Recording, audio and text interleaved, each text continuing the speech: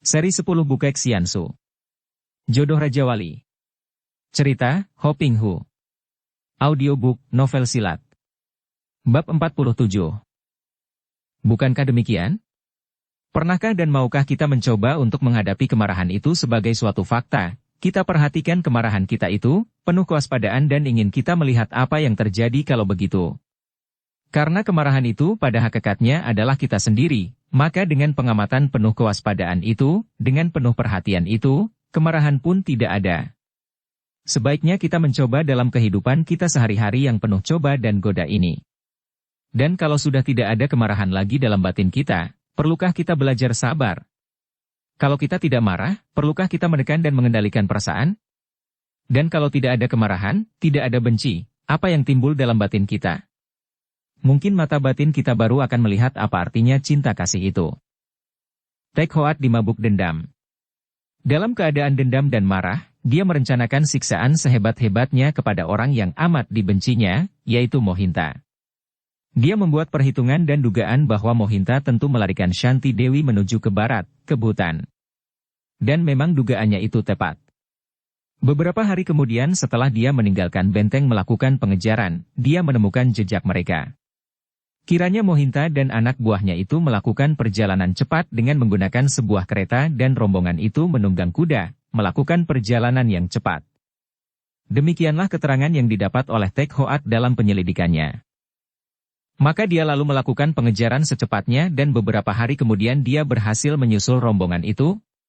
Begitu melihat Mohinta menunggang kuda memimpin anak buahnya yang mengawal kereta, jantung Tek Hoat berdebar kencang dan menurutkan dorongan hatinya, ingin dia seketika menerjang dan menangkap Mohinta dan membebaskan Shanti Dewi yang dia duga tentu berada di dalam kereta itu. Akan tetapi, pemuda ini dapat menahan dirinya. Nanti saja, pikirnya sambil mengintai dari balik pohon, aku harus melihat Shanti Dewi lebih dulu. Nanti kalau rombongan itu melewatkan malam, dia akan turun tangan. Maka Tek Hoat hanya mengintai sambil berjongkok di balik sebatang pohon, membiarkan kereta yang dikawal orang-orang Bhutan itu lewat. Dia lalu membayangi terus dan akhirnya rombongan itu berhenti di sebuah dusun yang tidak berapa besar, dusun di antara bukit-bukit yang jauh dari kota.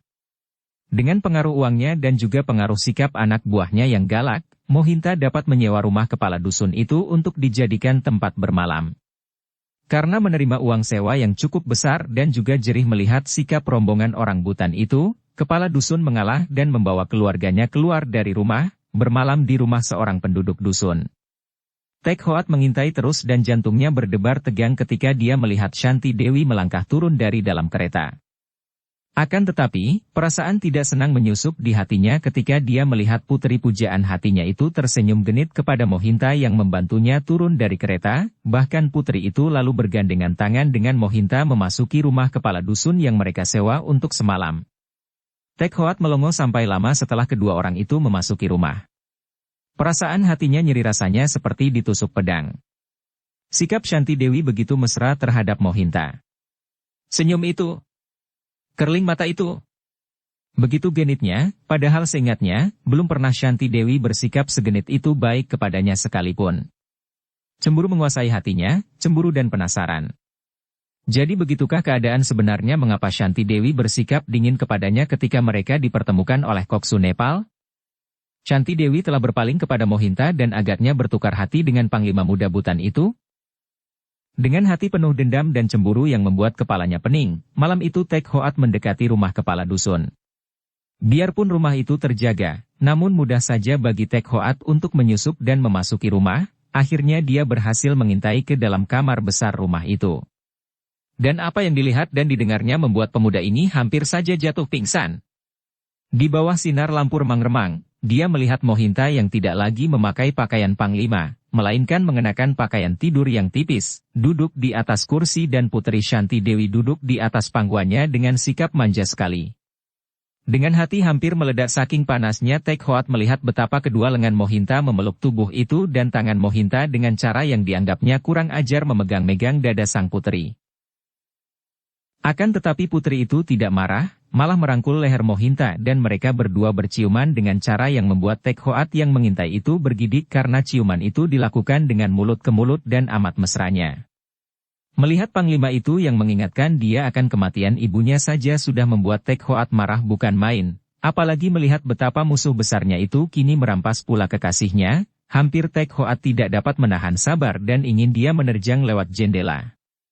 Akan tetapi, kedua orang itu kini sudah bicara berbisik-bisik dan Tek Hoat menahan hatinya untuk mendengarkan lebih dulu percakapan mereka sebelum dia menerjang masuk. "Ah, sayang. Engkau sungguh manis, aku sungguh cinta padamu," terdengar Mohinta berbisik sambil membelai-belai tubuh putri, Sang putri merintih manja dan menggeliat di atas pangkuan Panglima Butan itu. "Aku pun cinta padamu, Panglima. Akan tetapi benarkah kelak aku akan menjadi permaisurimu?" Tek Hoat terbelalak dan merasa heran bukan main mendengar bisikan Shanti Dewi itu dan timbullah keinginan tahunya untuk mendengarkan terus. "Tentu saja, manis. Akan tetapi kita harus berhasil dulu dan untuk itu aku mengandalkan bantuanmu. Engkau harus membantuku menundukkan raja tua itu." "Ih, aku takut." Putri itu berbisik manja sambil menyandarkan muka di atas dada Mohinta. Mohinta memeluknya. "Tak usah takut. Pasukan-pasukanku sudah siap dan engkau hanya pura-pura saja menjadi tawananku, dan kalau kuancam engkau di depan raja, engkau tahu bahwa aku pun hanya pura-pura saja agar raja mau tunduk dan menyerah kepadaku. Kemudian, kalau aku sudah menjadi raja, engkau tentu menjadi permaisuriku. Engkau manis benar malam ini." Mohinta kembali menciumnya dan Tek Hoat sudah mundur dan tidak mau melihat lagi. Akan tetapi dia tidak menerjang jendela itu, malah dia menjauhkan diri dan meninggalkan tempat itu. Tak lama kemudian, pemuda ini telah rebah di dalam gubuk di tengah sawah di luar dusun, tempat para petani mengaso dan berteduh dari sinar matahari. Dia termenung. Tidak, dia tidak akan membunuh Mohinta sekarang ini, dia harus sabar menanti sampai mereka tiba di Butan.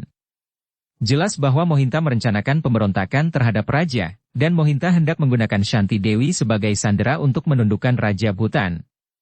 Kalau saja benar-benar Shanti Dewi menjadi sandera, menjadi tawanan, tentu sekarang juga dia membebaskan putri itu dan membunuh Mohinta.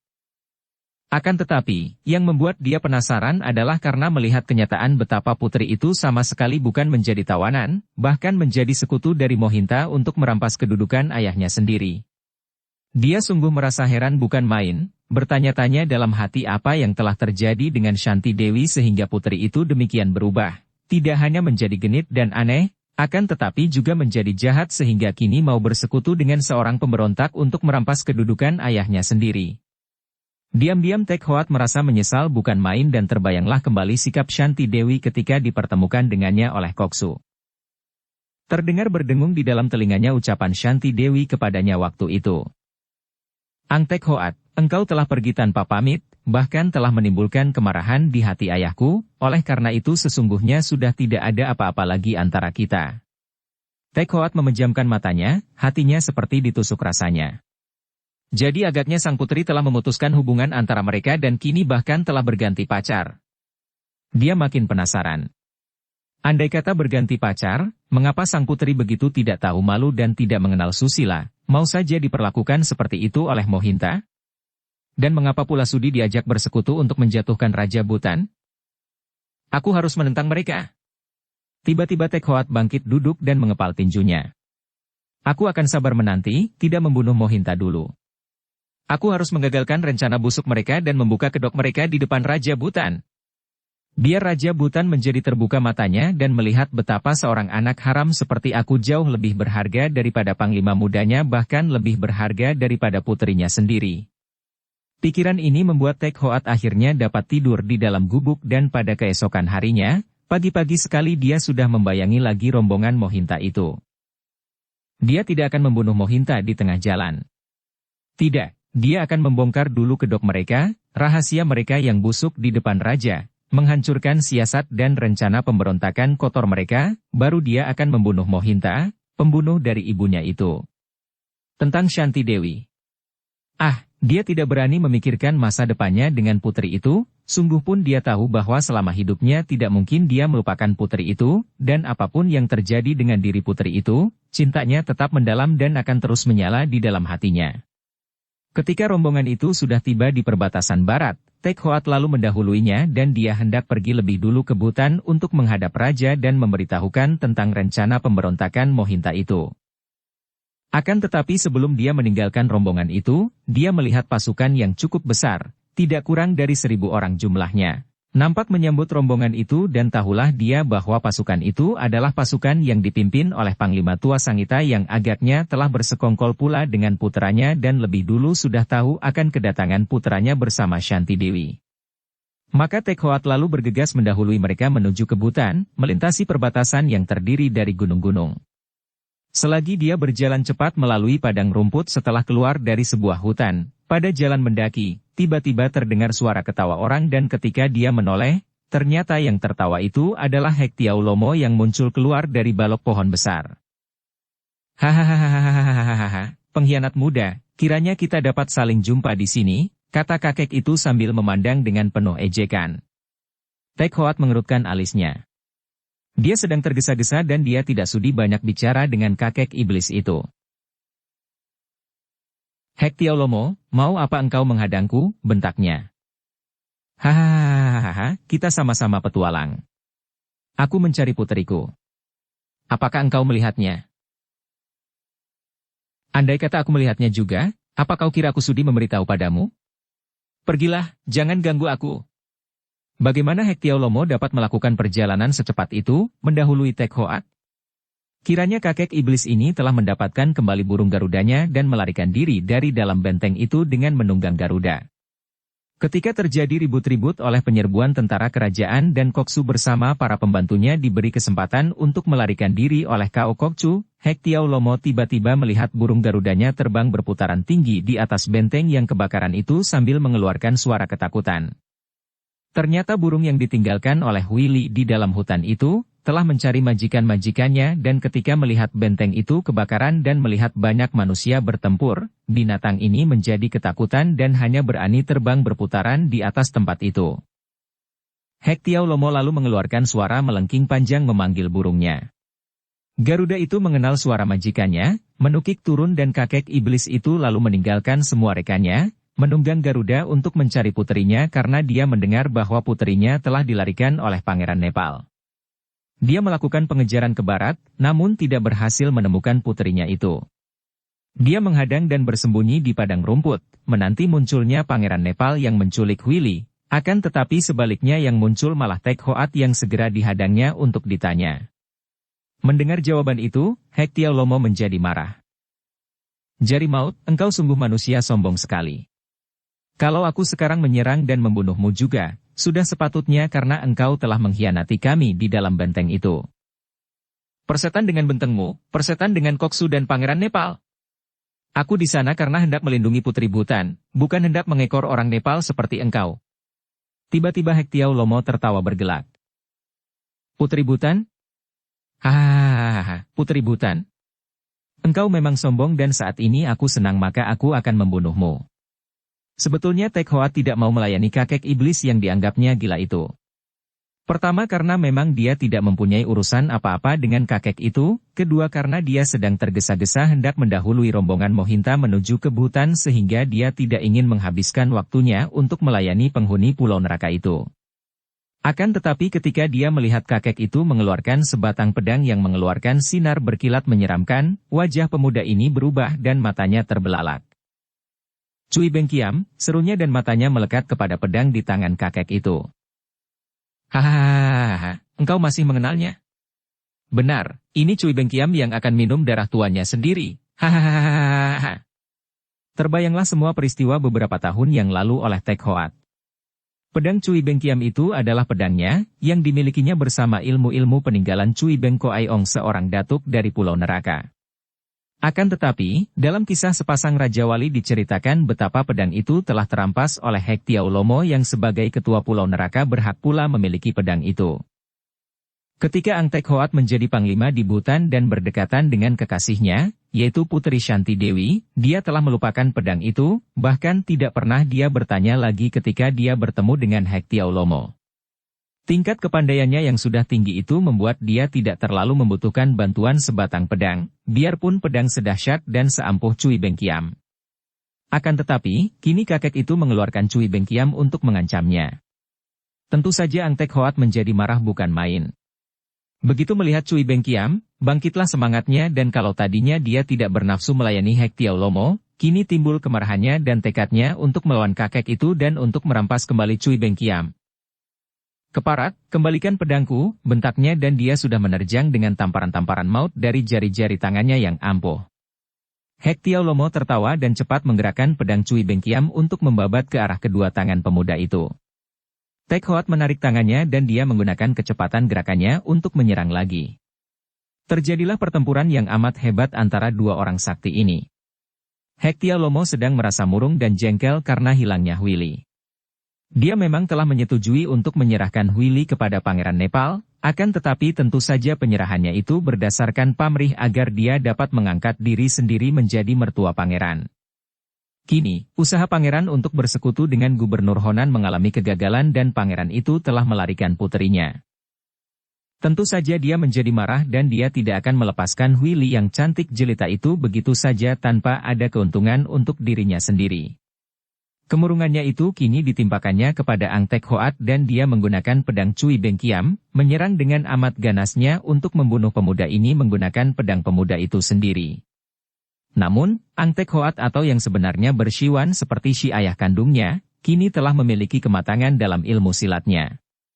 Pemuda ini mainkan ilmu silat Patmo Sin Kun yang digabung dengan Patsian Sin Kun, ilmu silat yang pernah dipelajarinya dari Sai Chu Lomo.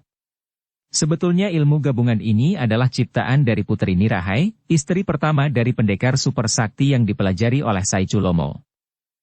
Akan tetapi, Tek Hoat telah dapat melatihnya dengan sempurna karena dia memiliki tenaga inti bumi yang dipelajarinya dari kitab peninggalan Cui Bengko Aiong.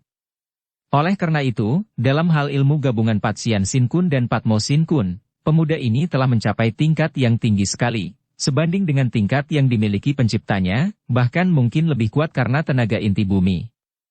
Menghadapi serangan-serangan pedang dari Hek Tiao Lomo, Tek Hoat tidak merasa gentar. Dengan ilmu silatnya yang mengandalkan gerakan cepat itu, dia selalu dapat menghindarkan diri dari tusukan atau bacokan pedang, bahkan dapat membalas dengan pukulan-pukulan maut. Dan yang membuat Hek Tiao Lomo terkejut sekali adalah penggunaan totokan dengan ilmu Toat Bengci, yaitu ilmu totok dengan jari maut yang mengangkat nama Tek Hoat menjadi si jari maut. Betapapun juga, yang dilawan oleh Tek Hoat adalah seorang kakek iblis yang amat tangguh, maka tidaklah mudah bagi pemuda ini untuk dapat menangkan perkelahian itu. Bahkan dia harus bersikap hati-hati sekali karena dia maklum betapa ampuhnya pedang Cui Bengkiam yang mengandung racun, juga memiliki hawa yang menyeramkan ini. 100 jurus telah lewat dan Hek Tiao Lomo yang tadinya tertawa-tawa itu kini tidak dapat lagi tertawa. Bahkan dia mulai marah dan penasaran sekali karena sebegitu lamanya belum juga dia berhasil merobohkan lawannya yang masih muda. Mulailah dia membantu pedangnya dengan pukulan-pukulan tangan kirinya yang ampuh, yaitu Hek Coatok Ciang. Tangan kirinya mengeluarkan uap hitam dan bau yang amis ketika dilancarkan untuk menghantam ke arah Tek Hoat. Namun pemuda ini maklum akan bahaya pukulan itu dan selalu dapat menghindarkan sambil membalas dengan totokan-totokan mautnya. Mampuslah! Tiba-tiba Hek Tiao Lomo berteriak nyaring dan Cui Bengkiam meluncur dengan kecepatan luar biasa ke arah dada Tek Hoat. Pemuda ini terkejut karena pada saat itu dia sedang mengelak dari sambaran pukulan tangan kiri lawan. Tak disangkanya bahwa pukulan dahsyat itu tadi hanya pancingan belaka dan ketika dia mengelak, tubuhnya disambut oleh tusukan pedang. Cepat dia miringkan tubuhnya, maklum bahwa dia berada dalam keadaan berbahaya maka dia pun lalu menggerakkan tangannya membalas dengan tusukan jari tangan ke arah lambung lawan. Bret! Bret! Mereka melangkah mundur dan masing-masing meraba pinggir dada dan lambung yang ternyata hampir saja terkena serangan masing-masing dan baju di bagian itu yang robek. Tek Hoat menggunakan kesempatan itu, ketika meloncat mundur tubuhnya rebah ke atas tanah dan mendadak kedua kakinya meluncur ke arah lawan dengan kekuatan yang amat dahsyat. Itulah tendangan yang menggunakan tenaga inti bumi sekuatnya. Angin yang kencang menyambar ke arah Hek Tiao Lomo. Kakek iblis ini terkejut dan hendak meloncat ke belakang untuk mengelak, akan tetapi kurang cepat gerakannya itu karena ujung kaki Tek Hoat telah mengenai tangannya yang memegang pedang Cui Bengkiam. Des! Ah! Pedang itu terlepas dari pegangannya tanpa dapat dicegahnya lagi karena tangannya seperti dihantam palu godam raksasa saja dan seperti lumpuh rasanya. Tubuh Tek Hoat berkelebat cepat dan dia telah menyambar pedang Cui Bengkiam yang melayang terlepas dari tangan lawan tadi dan kini dia berdiri dengan pedang itu di tangan, wajahnya beringas dan tersenyum mengejek amat menyeramkan. Namun, Hektiaulomo yang tadi merasa terkejut itu kini menjadi bertambah marah. Bocah setan, dengusnya dan kini tangan kanannya sudah memegang sebatang golok gergaji yang merupakan senjatanya yang ampuh, sedangkan tangan kirinya memegang jala tipis yang dikepal dan siap dipergunakan. Tek Hoat menghadapi dengan penuh kewaspadaan, karena biarpun kini Cui Bengkiam telah berada di tangannya kembali, dia maklum bahwa dengan golok gergaji dan jala tipis di tangan, kakek ini malah lebih berbahaya lagi. Mereka sudah saling berhadapan dengan mata beringas, siap menerjang seperti dua ekor ayam jago berlagak dan hendak bertanding mati-matian. Akan tetapi pada saat itu terdengar derap kaki kuda yang banyak sekali dari arah timur. Kedua orang itu maklum akan datangnya banyak orang, dan Tek Hoat maklum bahwa itu adalah pasukan yang menyambut Mohinta, sedangkan Hektiaulomo nampak gentar karena dia pun tidak ingin bertemu dengan pasukan yang disangkanya adalah pasukan kerajaan yang melakukan pengejaran. Maka dua orang itu otomatis melompat saling menjauhkan diri dan tak lama kemudian Tek Hoat melihat seekor burung Garuda terbang dari dalam hutan, dan kakek iblis itu duduk di atas punggungnya. Dia pun tidak mempedulikannya lagi dan cepat melanjutkan perjalanannya, mendahului pasukan itu menuju ke hutan. Kapal yang berlabuh di tepi pantai pulau itu amat besar, indah dan megah. Perabot-perabotnya amat mewah dan pantasnya kapal itu milik seorang raja yang kaya raya. Rantai kapal yang nampak berjuntai ke bawah dan ujungnya mengikat tiang besi di pantai itu terbuat daripada perak. Kapal itu bergoyang-goyang perlahan terdorong air yang berombak sehingga nampak berlenggang-lenggok seperti seorang dara yang cantik dan pesolek. Kat kapal itu masih baru agaknya memang sering dicat seperti seorang dara yang sering membedaki wajahnya sehari beberapa kali. Anak buah kapal. Yang hilir mudik di atas kapal itu semua terdiri dari wanita-wanita cantik dan muda. Paling tua kurang lebih 30 tahun dan mereka itu bergerak dengan gesit dan lemah gemulai, membuat kapal itu nampak lebih elok lagi. Apalagi pakaian para anak buah kapal itu rata-rata mewah, dari sutera-sutera halus beraneka warna, dan kalau kita mendekati mereka, biarpun mereka itu bekerja kasar seperti pelaut-pelaut biasa, sigap dan kuat, namun kulit tangan mereka halus dan tubuh mereka berbau sedap karena memakai bedak wangi dan minyak wangi. Sungguh sebuah kapal yang indah, mewah, dan aneh. Pulau itu bukan lain adalah Kim Choatu, Pulau Ular Emas, yang menjadi tempat tinggal Bu Engkui Owian Hui, wanita berusia 40 tahun lebih yang masih nampak cantik jelita seperti baru berusia 25 tahun itu. Dan kapal itu adalah kapalnya, sebuah kapal yang memang mewah sekali, yang dibangun dengan biaya amat mahal. Akan tetapi memang wanita ini memiliki harta kekayaan yang luar biasa besarnya, harta karun yang didapatkan di pulau, harta karun yang ditinggalkan oleh bajak-bajak laut zaman dahulu, penuh dengan emas permata yang tak ternilai besarnya. Seperti telah kita ketahui dari cerita ini di bagian depan, Putri Bhutan, Shanti Dewi, kini tinggal di Kim Choatu dan menjadi murid dari Bu Engcu Owian Hui. Putri Bhutan itu berkenan menarik hati Owian Hui yang menyayangnya karena kecantikan dan kelembutan putri itu, dan Owian Hui lalu melatih ilmunya yang hebat, yaitu ilmu ginkang yang luar biasa kepada Shanti Dewi. Selama setengah tahun lamanya Shanti Dewi dilatih menangkap burung-burung dalam ruangan tertutup dan kini dia telah menjadi seorang putri yang memiliki ilmu ginkang istimewa. Selain ilmu-ilmu meringankan tubuh yang membuat sang putri pandai berlari seperti terbang, mempergunakan ilmu Jo Usang Huiteng, terbang di atas rumput, juga Shanti Dewi diberi pelajaran ilmu silat yang tinggi oleh gurunya. Shanti Dewi sekarang jauh bedanya dengan Shanti Dewi beberapa bulan yang lalu. Dia telah menjadi seorang wanita yang lihai, dan kecantikannya makin menonjol karena berdekatan dengan Owian Hui. Dia bukan hanya ketularan kepandaian ilmu silat, melainkan juga ketularan sifat pesoleknya, dan juga sifat dingin dan pendiamnya. Shanti Dewi yang dulu lembut dan halus budi, peramah dan 100% penuh sifat kewanitaan dan keibuan, kini menjadi seorang wanita yang wajahnya selalu dirias rapi, cantik jelita seperti bidadari, pakaiannya berganti-ganti dengan pakaian yang amat indah, kadang-kadang berpakaian seperti seorang putri Bhutan, kadang-kadang seperti seorang putri India, dan kadang-kadang seperti seorang putri kerajaan Cheng atau seorang putri Manchu. Namun, memakai pakaian apapun juga, tetap saja Shanti Dewi nampak cantik jelita seperti bidadari.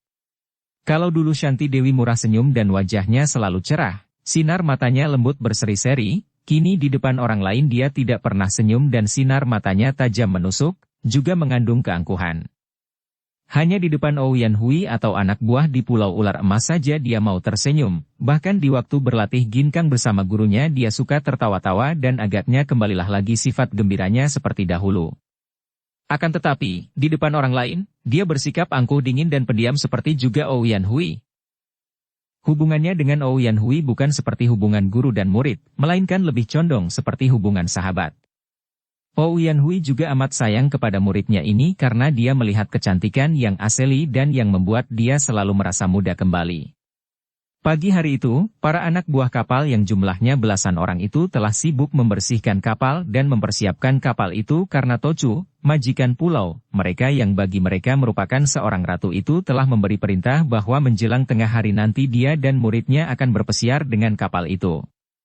Wanita-wanita muda yang berada di kapal itu bekerja dengan cekatan, akan tetapi hari yang cerah dengan matahari pagi yang sehat itu membuat mereka menjadi gembira dan sambil bekerja mereka itu bernyanyi-nyanyi. Tiba-tiba mereka menghentikan nyanyian mereka, bahkan sejenak menghentikan pekerjaan mereka dan semua mata memandang ke tengah laut di mana mereka melihat Tochu mereka berkejaran dengan Shanti Dewi. Dan memang merupakan penglihatan yang menakjubkan sekali dua orang wanita yang sedang berkejaran di tengah laut itu. Para anak buah Pulau Ular Emas rata-rata juga memiliki kepandaian silat, dan rata-rata memiliki ginkang yang hebat. Akan tetapi, tidak ada seorang pun di antara mereka pernah diberi kesempatan melatih ginkang di atas lautan oleh Tochu mereka dan kalau mereka menyaksikan Tochu mereka berlatih ginkang di atas air, mereka benar-benar merasa kagum dan ngeri. Boncu Ouyan Hui memang telah menciptakan alat untuk berlatih ginkang secara istimewa di atas laut. Alat ini sederhana saja, yaitu merupakan dua batang bambu pendek yang diikatkan di bawah kedua kaki merupakan alas kaki atau sebetulnya merupakan alat penampung karena bambu-bambu itu membuat tubuhnya terapung di atas air. Akan tetapi, untuk mencegah agar jangan sampai tubuhnya terguling, cara menginjak bambu-bambu itu harus dapat mengatur keseimbangan tubuh secara luar biasa. Di samping ini, juga kedua kaki harus digerakkan cepat. Meluncur bergantian ke depan sehingga dari jauh nampak seolah-olah wanita cantik itu pandai berjalan di permukaan air. Cara berlatih seperti ini membuat tubuh Ouyan Hui ringan dan cekatan sekali sehingga kalau dia melepaskan bambu dan berlari di atas daratan, maka kecepatannya seperti seekor kijang berlari saja. Dan Shanti Dewi yang rupanya memiliki bakat baik untuk ilmu ginkang, kini mulai dilatih dengan dua potong bambu di bawah kakinya itu dan ternyata dalam waktu singkat saja Shanti Dewi sudah mulai pandai berlari-lari mempergunakan dua potong bambu itu di atas air, bahkan sudah berani menerjang ombak bergelombang di tengah laut. Pagi hari itu guru dan murid ini pun melakukan latihan tingkat terakhir untuk Shanti Dewi. Mereka berkejaran di atas permukaan laut, di antara ombak-ombak yang mengganas sambil tertawa. Hebatnya, biarpun mereka berdua berlatih di atas laut, di antara ombak-ombak bergelombang, mereka itu mengenakan pakaian yang istimewa, bersih dan mewah. Apalagi Shanti Dewi. Agaknya putri ini memang disayang dan dimanja oleh gurunya sehingga gurunya membuatkan banyak sekali pakaian untuknya. Di pagi hari itu, Shanti Dewi mengenakan pakaian putri India di tubuhnya yang menggairahkan. Rambutnya yang hitam, halus dan panjang sampai ke pinggul itu dibiarkan terurai lembut dan hanya diikat dengan ikat kepala yang terbuat daripada emas dan yang dihias sebuah permata besar yang bergantung di dahinya berkilauan tertimpa sinar matahari. Rambut itu berkibar di belakang tubuhnya bersama ujung kain sari yang membungkus tubuhnya dan yang ujungnya disampirkan di pundak kirinya. Bajunya yang pendek model India itu membiarkan pinggangnya dan sebagian perutnya telanjang sehingga nampak kulit yang putih kuning dan halus menggairahkan. Kadang-kadang tertutup sari yang tipis dan tembus pandang, kadang-kadang terbuka sehingga pinggang telanjang ini merupakan daya tarik yang istimewa. Kain sarinya melambai-lambai tertiup angin kencang. Wajahnya demikian segar kemerahan karena dia harus mengerahkan banyak tenaga ketika berloncatan di atas ombak-ombak dahsyat itu, mengelak ke sana-sini menghindarkan hempasan ombak sambil mengatur keseimbangan tubuhnya.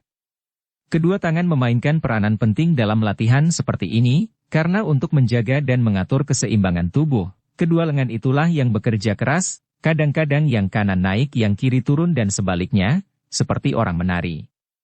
Dan karena kedua lengan Puteri Bhutan itu dihias gelang-gelang emas, maka setiap gerakan tangannya menimbulkan bunyi berkerincingan, seolah-olah memperlengkap suara air mengalun menjadi semacam musik pengiring tariannya yang luar biasa itu. Sepasang sepatunya yang kecil terbuat dari kulit mengkilap, bentuknya agak tinggi menutupi mata kakinya dan sepatunya itu diikat pada sepotong bambu, sehingga dua potong bambu menjadi penyambung kedua kakinya seperti dua buah perahu kecil. Dengan bantuan pengapung bambu itu berlarilah Shanti Dewi, bagaikan peri atau dewi laut sendiri bermain-main di antara gelombang lautan yang dahsyat. Tidak jauh di belakang, meluncur tubuh Ouyan Hui, guru dan sahabatnya, dengan gerakan yang lebih ringan dan lebih cekatan daripada Shanti Dewi, namun tidak seindah gerakan Shanti Dewi yang seperti orang menari-nari untuk menjaga keseimbangan tubuhnya itu. Seperti biasanya, Bu Engcu Ouyan Hui juga memakai pakaian mewah dan indah. Rambutnya digelung rapi dan dia kelihatan seperti Dewi Kuan Im Po Usat sendiri, demikian agung dan ayunya. "Enci Hui, mari kita berlomba ke kapal." Shanti Dewi berseru gembira. "Baik, kau larilah dulu, nanti ku kejar," jawab Ouyan Hui. Maka berlarianlah dua orang wanita cantik itu semakin cepat sehingga para anak buah kapal layar itu memandang makin kagum karena kini dua orang wanita itu seperti terbang saja di atas permukaan laut. Dan Bungcu Ouyan Hui diam-diam merasa kagum karena kemajuan pesat dari Puteri Bhutan. Biarpun dia akhirnya dapat menyusul dan mendahului Shanti Dewi menyambar tali tangga dan naik ke kapal, namun hanya sedikit saja selisihnya dan ternyata bahwa kecepatan muridnya itu sudah hampir menyamainya. Bibi Maya Dewi. Shanti Dewi mendengar seruan Ouyan Hui yang telah lebih dulu naik ke kapal. "Kapan Bibi datang?" Shanti Dewi cepat naik ke kapal dan dia melihat seorang wanita India yang amat cantik. Usia wanita itu kurang lebih 30 tahun, rambutnya masih hitam, halus mengkilap dan dibiarkan terurai ke belakang. Kepalanya dihias seuntai pengikat rambut terbuat dari permata merah dan hiasan permata yang berjuntai di dahinya amat besar, biru berkilauan. Wajahnya segar dan cantik, dengan sepasang mata lebar berseri-seri. Juga tubuhnya masih nampak padat, kulit perut dan pinggang yang nampak antara baju dan celana, sedikit tertutup sari tipis itu masih halus dan putih bersih. Lehernya mengenakan kalung dari permata pula, dan kedua lengannya dihias gelang emas bertumpuk. Wanita yang cantik sekali, agung, dan berpakaian indah. Inikah Bibi Maya, yang pernah disebut oleh Ouyan Hui itu?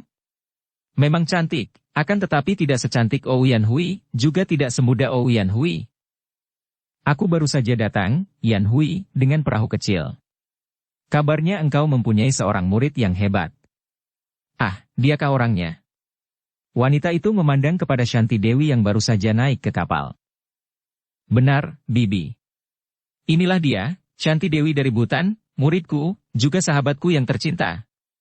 Dengan gembira Ouyan Hui menghampiri Shanti Dewi dan merangkul pundak sahabat ini, diajak mendekat sambil berbisik di dekat telinga Puteri Bhutan itu. Shanti, Bibi Maya Dewi ini sudah berusia 60 tahun lebih. Ah. Kini Shanti Dewi melongo memandang kepada wanita itu. Tidak mungkin. Dia mengeluarkan kata-kata ini dengan keras karena memang dia terkejut dan terheran-heran bukan main. Wanita yang cantik jelita itu, yang tak mungkin lebih dari 30 tahun usianya, adalah seorang nenek berusia 60 tahun? Mari kita masuk ke bilik, Bibi Maya. Mari Shanti, kita bicara di dalam. Tiga orang wanita cantik itu masuk ke dalam bilik kapal dan para anak buah kapal segera melanjutkan pekerjaan mereka. Setelah tiba di dalam bilik kapal, Ouyan Hui memeluk wanita itu dan mencium kedua pipinya dengan mesra, dibalas pula oleh nenek Maya Dewi yang cantik itu dengan penuh kemesraan pula. Shanti Dewi memandang dengan melongo dan hanya mengira bahwa memang demikianlah kebiasaan kedua orang wanita itu saling memberi salam. Shanti Dewi, inilah Bibi Maya Dewi seperti yang pernah kuceritakan kepadamu dulu. Dia hebat sekali, bukan? Usianya sudah 60 tahun lebih. Dan lihatlah wajahnya yang cantik, lihatlah tubuhnya yang padat dan mulus seperti tubuh seorang dara. Hayo kau lekas memberi hormat kepada Bibi Maya Dewi, Shanti. Shanti Dewi cepat menjura dan memberi hormat dengan sembah, yaitu dengan merangkapkan kedua tangan yang terbuka dan dibawanya kedua tangan itu ke depan hidungnya. Akan tetapi, wanita itu lalu melangkah maju dan merangkulnya. Tak perlu segala penghormatan itu, Dewi. Lebih baik biarkan aku menciummu sebagai salam perkenalan. Wanita itu lalu merangkul lehernya dan mencium kedua pipinya dengan mesra. Karena menyangka bahwa memang demikian cara wanita ini memberi salam, maka Shanti Dewi dengan tersenyum juga membalas dan menggunakan hidungnya menyentuh pipi nenek itu. Dia mencium bau harum minyak wangi yang keras. Akan tetapi, betapa terkejut rasa hati putri ini ketika tiba-tiba mulut wanita itu mengecup bibirnya dan jari-jari tangan wanita itu mengelus dadanya. Hampir dia menjerit dan cepat dia menarik dirinya lepas dari rangkulan wanita itu, mukanya berubah merah sekali dan sepasang matanya yang lebar dan jernih itu terbelalak. Ouyan Hui segera memegang lengannya. Bibi Maya mengejutkan hati adik Shanti dengan salamnya. Wanita itu memejamkan matanya. Sedap sekali bau keringatmu, Dewi yang jelita. Engkau sungguh seorang anak yang manis sekali, dan betapa akan hebatnya kalau kecantikanmu yang seperti Dewi Kayangan itu dibikin abadi sehingga selamanya engkau akan tetap tinggal cantik jelita seperti ini. Rasa kaget sudah mereda dari hati Shanti Dewi dan dia masih mengira bahwa memang cara nenek itu memberi salam adalah luar biasa anehnya, bukan saja memeluk dan menciumi pipi, bahkan mengecup bibir dan menggerayangi dada. Kini mendengar ucapan wanita itu, dia terheran dan bertanya. Apa maksudmu? Ouyan Hui sudah merangkulnya dan baru kini Shanti Dewi merasa betapa rangkulan sahabat dan gurunya ini amat mesra. Biasanya dia tidak merasakan hal ini dan menganggapnya sebagai rangkulan seorang sahabat baik.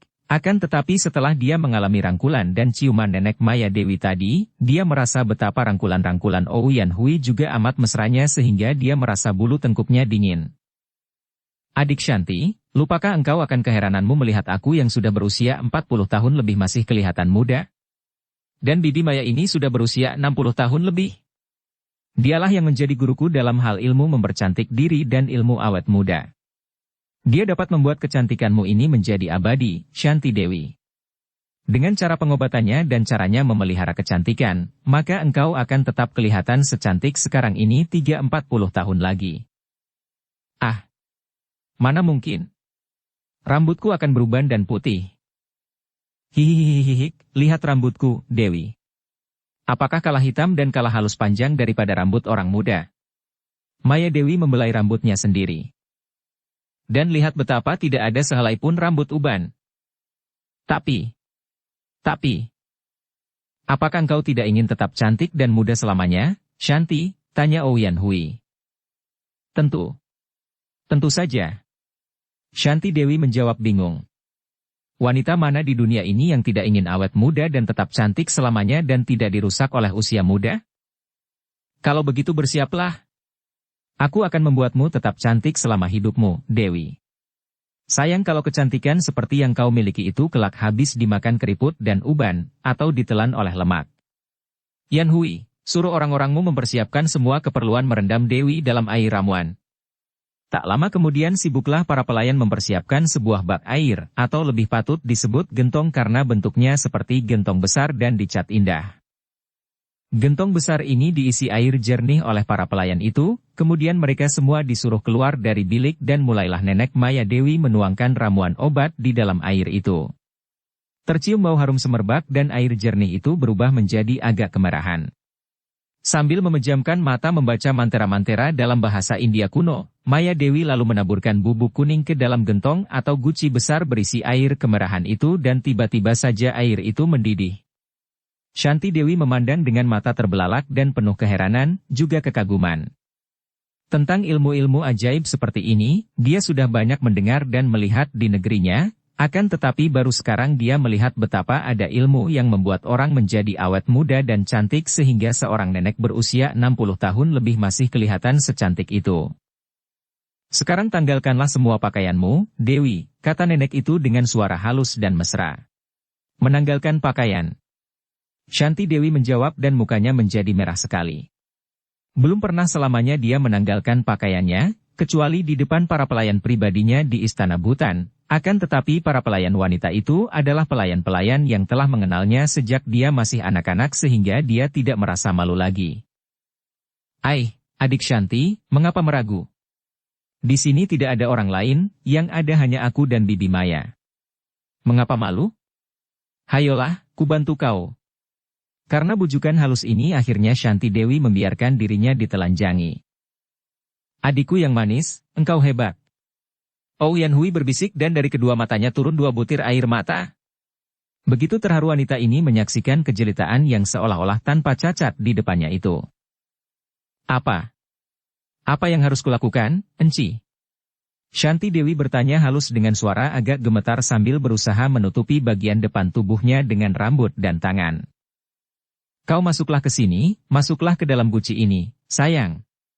Nenek itu berkata dengan suara gemetar pula.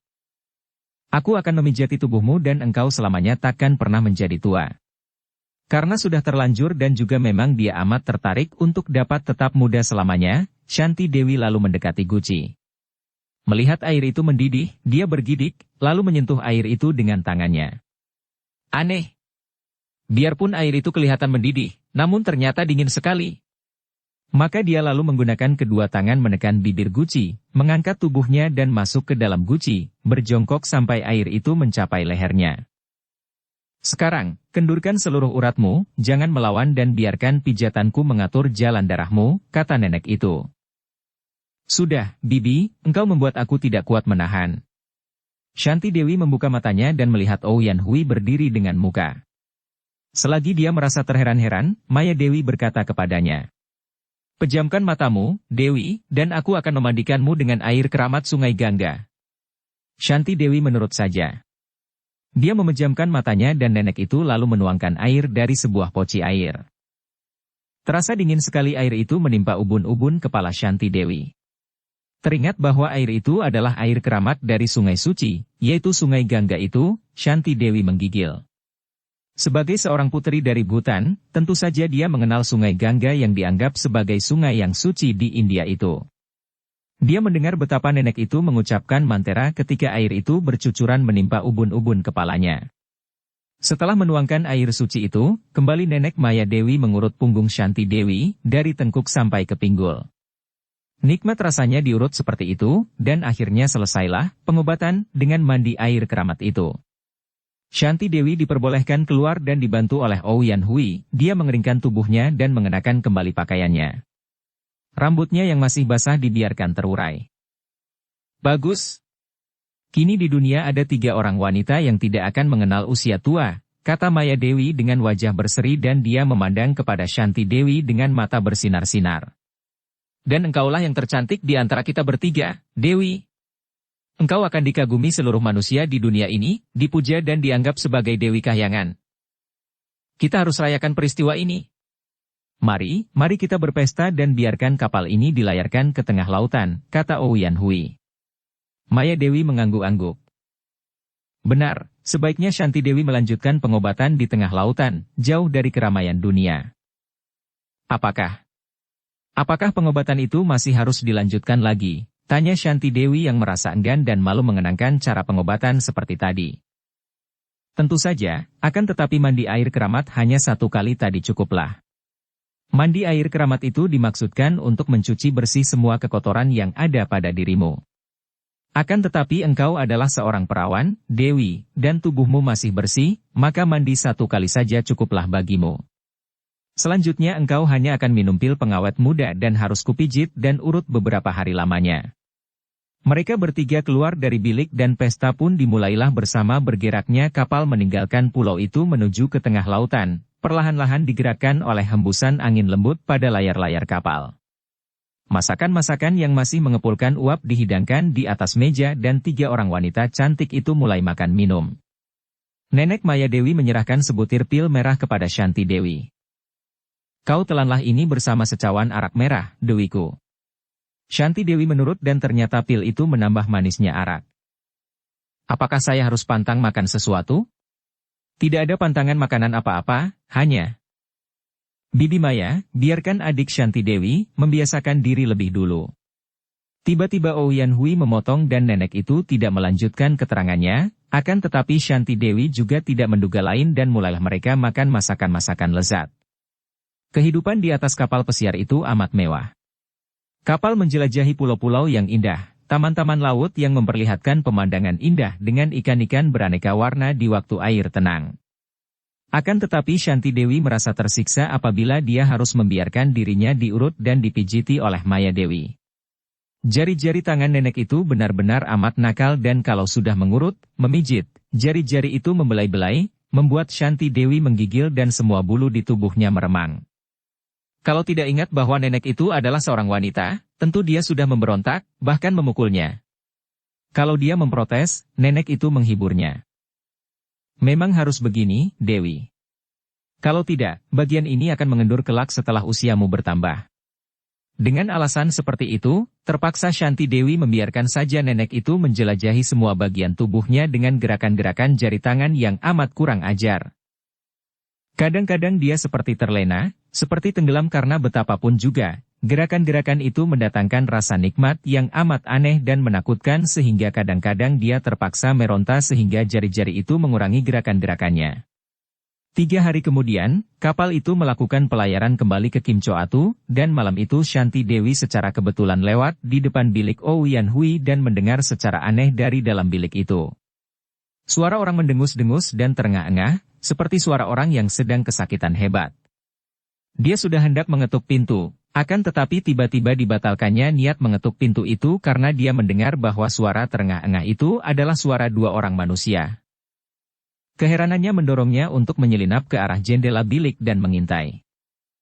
Dan apa yang dilihatnya membuat dia bengong sejenak, mengintai lagi dan bengong lagi. Dia melihat Ouyan Hui dan Maya Dewi, 2 orang wanita cantik itu dengan telanjang bulat sedang bergulat di atas pembaringan. Shanti Dewi merasa bulu tengkuknya meremang dan cepat-cepat dia melangkah mundur, akan tetapi perasaan heran membuat dia masih mendekati jendela. Dia tidak mengerti apa yang sedang dilakukan oleh 2 orang itu. Tentu saja dia cukup mengerti, dari kitab-kitab yang dibacanya, tentang hubungan jasmani antara pria dan wanita. Namun selama hidupnya belum pernah dia mendengar akan hubungan seperti itu antara wanita dan wanita pula. Dugaannya tidak menjurus ke situ dan dia hanya terheran-heran saja. Kemudian dia mendengar mereka bercakap-cakap dalam bisikan-bisikan. Dia sungguh bodoh dan hatinya keras, terdengar suara Maya Dewi. Mereka berdua bicara dalam bahasa India yang tidak dimengerti oleh para anak buah Pulau Kim Choatu, akan tetapi dimengerti baik oleh Shanti Dewi. Engkau harus sabar, Bibi. Ingat, dia masih perawan, dia masih murni dan belum tahu apa-apa. Sebaiknya menanti kalau kita sudah berada di pulau dan dengan obat. Ah! Tiba-tiba suara Ouyan Hui terhenti dan Shanti Dewi lalu sengaja berjalan dan bersenandung. Kebiasaannya kalau dia berjalan-jalan di dek kapal seorang diri. Pada keesokan harinya, kapal berlabuh di Kim Choatu dan mereka bertiga turun dari kapal memasuki istana di tengah pulau, istana yang megah dan mewah. Tinggal 1 malam ini lagi dan pengobatanmu sudah selesai, Dewi. Malam ini aku akan menjagamu karena pengobatan itu harus diulangi sampai nampak ada tanda bahwa semua telah berhasil baik, kata Maya Dewi. Shanti Dewi tidak menjawab dengan kata-kata, hanya mengangguk. Akan tetapi di dalam hatinya mulai timbul kecurigaan bahwa agaknya ada sesuatu yang dia tidak mengerti sama sekali, sesuatu yang aneh dan mengerikan. Kau minumlah secawan arak ini. Inilah pengobatan minumlah terakhir, Dewi. Dan malam ini aku akan menemanimu semalam, maka selesailah sudah pengobatan ini dan engkau selamanya akan menjadi seorang wanita yang paling cantik di dunia ini. Besok aku akan meninggalkan Kim Choatu. Minumlah. Shanti Dewi menerima cawan arak itu dan minum arak merah. Tercium bau harum yang lain dari biasanya, akan tetapi tanpa ragu-ragu diminumnya sampai habis arak itu.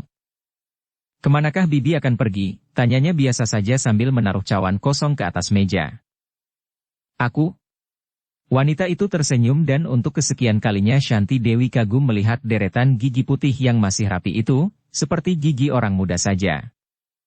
Ah, aku hidup seperti bayangan, kemana saja hati ini menghendaki. Mungkin aku akan terus ke India dan kalau benar demikian, akan lamalah kita dapat berjumpa kembali, Dewi. Akan tetapi, aku takkan dapat melupakan engkau, karena sungguh mati, engkaulah darah tercantik yang pernah kutemui selama hidupku dan aku girang sekali dapat membuat kecantikanmu ini abadi, Shanti Dewi. Terima kasih atas kebaikan Bibi Maya. Malam itu, seperti biasa, Maya Dewi memijati tubuh Shanti Dewi dan mengurut-urut punggungnya. Shanti Dewi merasa mengantuk sekali dan akhirnya dia tidak dapat menahan kantuknya, dia pula selagi punggungnya masih diurut oleh nenek yang cantik itu. Shanti Dewi bermimpi. Dia merasa seperti dikejar oleh seorang manusia bermuka iblis mengerikan. Dia sudah mempergunakan ginkangnya yang dia pelajari dari Ouyang Hui, namun iblis itu amat cepat larinya dan akhirnya dia tersusul dan dia diterkam dari belakang. Shanti Dewi meronta dan melawan, namun iblis itu terlampau kuat baginya dan iblis itu berusaha untuk memperkosanya. Shanti Dewi mempertahankan diri sekuatnya dan akhirnya dia menjerit. Tek Hoat, karena dalam keadaan berbahaya itu dia teringat kepada kekasihnya. Dengan tubuh penuh keringat Shanti Dewi sadar dari mimpi. Dia mengeluh karena merasa betapa tubuhnya dipeluk orang dan dapat dibayangkan betapa kagetnya ketika dia membuka mata melihat bahwa dia dalam keadaan telanjang dan si nenek sedang menindihnya. Shanti, Dewiku. Kau sungguh cantik, Hem. Dengan menahan jeritnya, dia lalu menggunakan tangan untuk mendorong pundak Maya Dewi. Dia mendorong sambil mengerahkan tenaga sehingga tak dapat dicegah lagi tubuh Maya Dewi terlempar dari atas pembaringan. Aduh. Ah, apa yang kau lakukan ini, Dewi? Maya Dewi merangkak bangun dan kini berdiri di depan Shanti Dewi. Darah ini memandang dengan mata terbelalak. Bibi. Jangan begitu. Dia terengah, menyambar pakaiannya dan bergegas mengenakan pakaiannya. Dewiku. Kesinilah.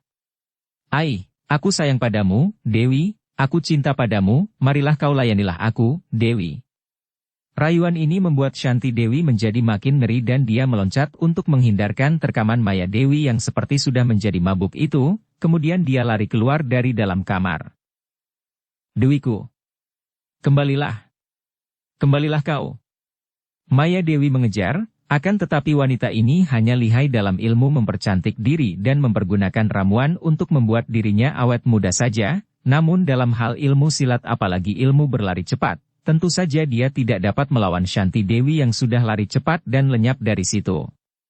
Dengan napas terengah-engah dan muka pucat, ngeri dan takut seperti dikejar setan, Shanti Dewi berlari terus keluar dari istana Ouyang Hui itu, tidak mempedulikan teguran dan pertanyaan para anak buah Ouyang Hui, lalu dia mendorong sebuah perahu kecil ke air, mendayung perahu ke tengah dan memasang layar.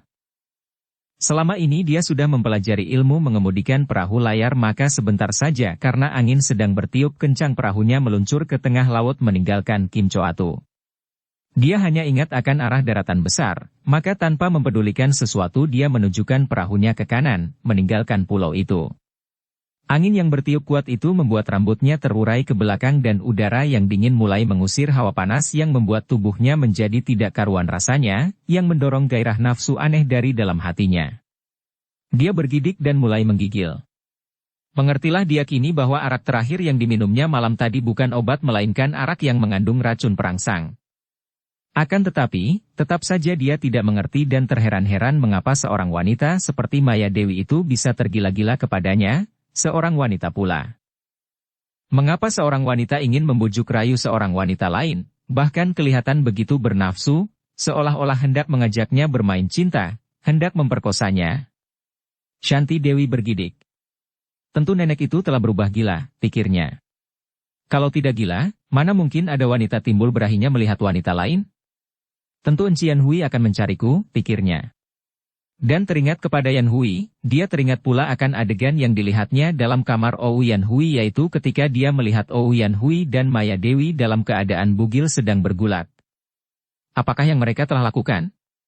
Shanti Dewi makin ngeri dan bergidik, akan tetapi dia menjadi makin bingung. Apakah mereka berdua itu sudah gila? Dia tahu bahwa Ouyang Hui adalah seorang pembenci pria, akan tetapi mengapa main gila seperti itu dengan sesama wanita? Mungkinkah itu? Shanti Dewi merasa makin bingung. Kita tinggalkan dulu Shanti Dewi yang melarikan diri dari Pulau Kim Choatu di waktu tengah malam dengan menggunakan perahu layar itu dan mari kita mengikuti perjalanan Kim Hui Li yang dilarikan oleh Pangeran Leong Bianchu dan Sumakian Li yang mengejar larinya pangeran dari Nepal itu. Setelah berhasil lari keluar dari dalam benteng sambil memondong tubuh Kim Hui Li yang telah lemas ditotoknya, Pangeran Leong Bianchu atau Baruhendra tiba di luar pintu rahasia dan di tempat itu memang telah siap menanti beberapa orang pengawal pribadinya. Cepat Pangeran Nepal ini minta seekor kuda dan meloncat ke atas punggung kuda itu dan membalapkannya ke arah barat, ke pegunungan yang penuh dengan hutan-hutan lebat. Di tengah sebuah hutan di lereng gunung, terdapat sebuah rumah kecil mungil yang tersembunyi di antara pohon-pohon. Inilah rumah yang dibangun oleh Pangeran Leong Bianchu pula, untuk keperluan peristirahatan di waktu dia melakukan olahraga berburu binatang di waktu dia masih berkuasa di dalam benteng. Rumah itu biasanya terjaga oleh belasan orang prajurit, akan tetapi agaknya para prajurit itu telah mendengar akan bobol dan runtuhnya benteng sehingga ketika Pangeran Leong Bianchu tiba di situ, dia mendapatkan rumah yang kosong, tidak nampak seorang pun penjaga.